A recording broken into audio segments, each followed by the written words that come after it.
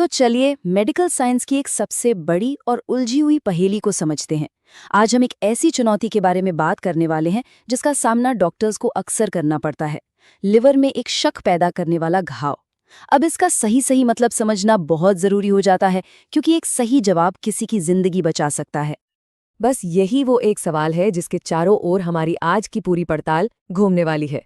सोचिए, किसी के स्कैन में लिवर पर ऐसा कोई धब्बा दिखे तो वो दो बिल्कुल अलग और गंभीर बीमारियों की तरफ इशारा हो सकता है। और असल में यहीं से एक डॉक्टर का असली जासूसी वाला काम शुरू होता है। तो चलिए इस रहस्य की गहराई में उतरते हैं।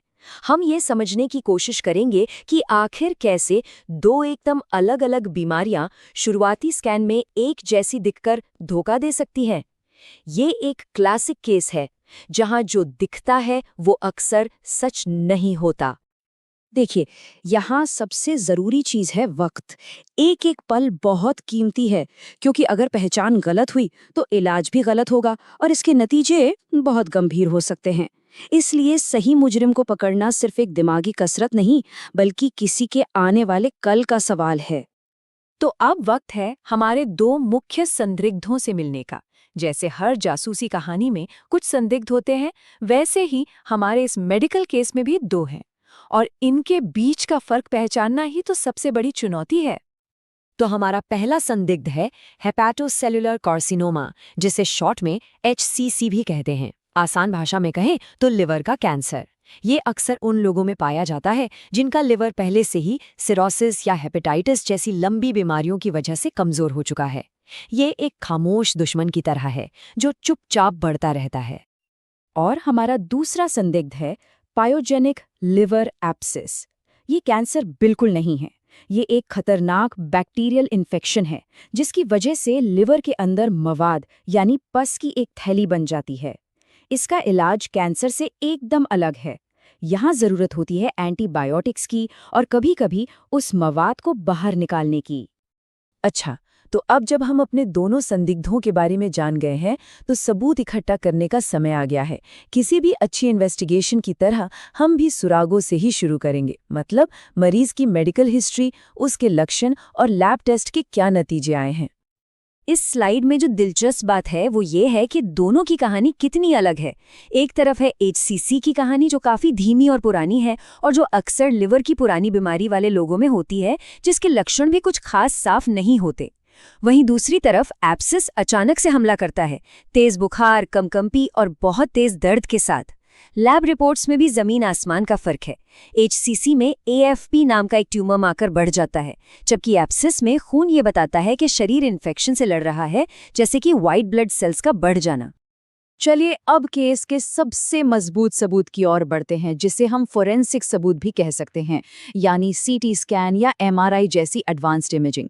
हम देखेंगे कि इन पर ये दोनों संदिग्ध कैसे अलग अलग दिखाई देते हैं।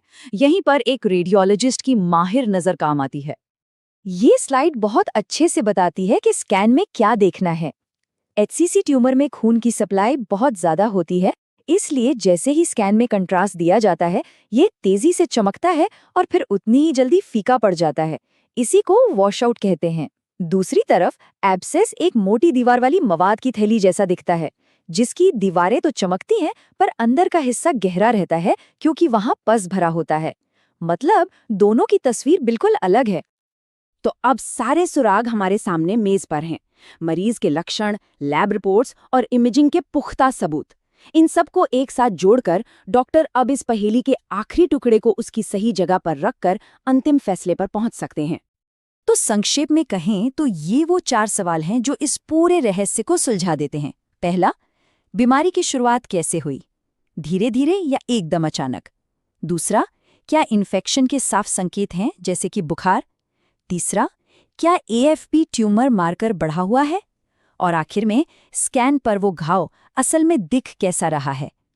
इन 4 सवालों के जवाब सीधे सीधे सही मुजरिम की ओर इशारा करते हैं। और यही इस पूरी पड़ताल का सबसे जरूरी हिस्सा है, ये जानना कि मरीज को कैंसर के इलाज की जरूरत है या फिर इन्फेक्शन के। असल में जिंदगी और मौत के बीच का फर्क तय कर सकता है। सही डायग्नोसिस सही इलाज की तरफ पहला और सबसे महत्वपूर्ण कदम होता है। और अब जब हम इस गुत्थी को सुलझा चुके हैं तो एक सवाल भविष्य के लिए उठता है। जैसे जैसे टेक्नोलॉजी बेहतर हो रही है, क्या एआई और एडवांस स्कैनिंग मशीनें डॉक्टरों को ऐसे मुश्किल केस और भी जल्दी सुलझाने में मदद कर सकती हैं? शायद भविष्य में इन दोनों